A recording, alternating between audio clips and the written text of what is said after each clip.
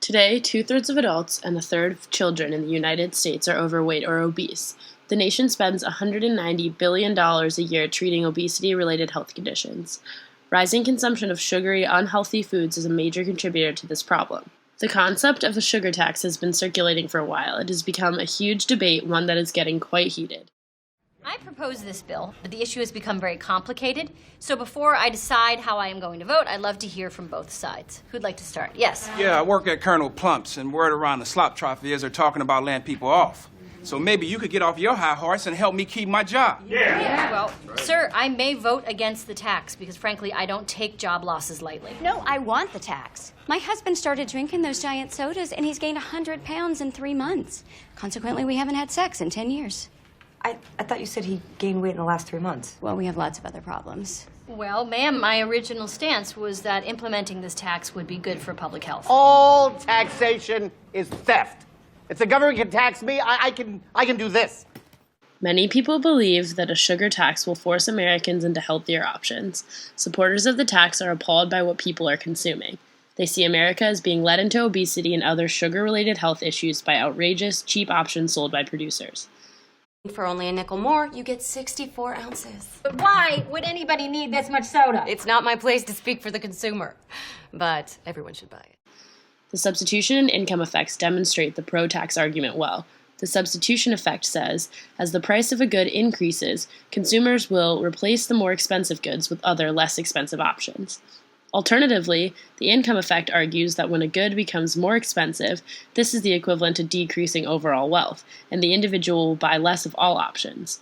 These effects often work in opposite directions, and one dominates the other in most circumstances. Pro-tax believers have faith that the substitution effect will dominate, leading consumers to substitute healthier options, such as fruits and veggies, for sugary foods. However, this is not necessarily the most logically sound solution. Research has found that foods with unhealthy quantities of sugars and processed chemicals contain addictive qualities. This causes people to feel an increasing desire for these foods. Thus, anti-tax believers find it unrealistic that the tax will lead consumers away from these unhealthy products. As one columnist put it, why do sugar taxes fail?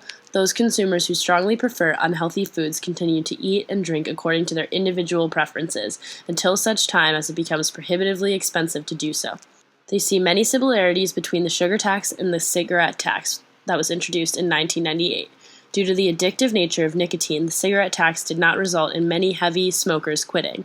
In addition, because cigarettes have a very inelastic demand, producers were able to increase prices to make up for the tax, and consumers were forced to pay the burden of the tax.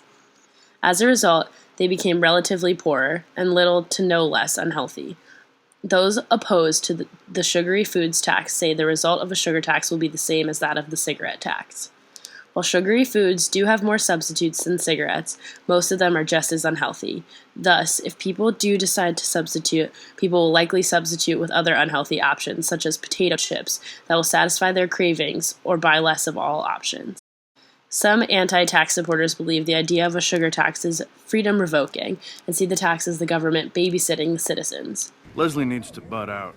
The whole point of this country is if you want to eat garbage, balloon up to 600 pounds, and die of a heart attack at 43, you can.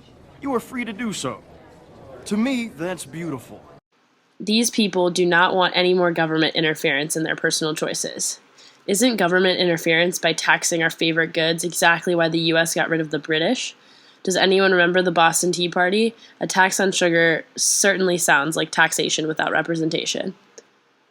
It is for these reasons that we believe that the tax is inefficient and unrealistic, and we recommend that we do not go through with this option.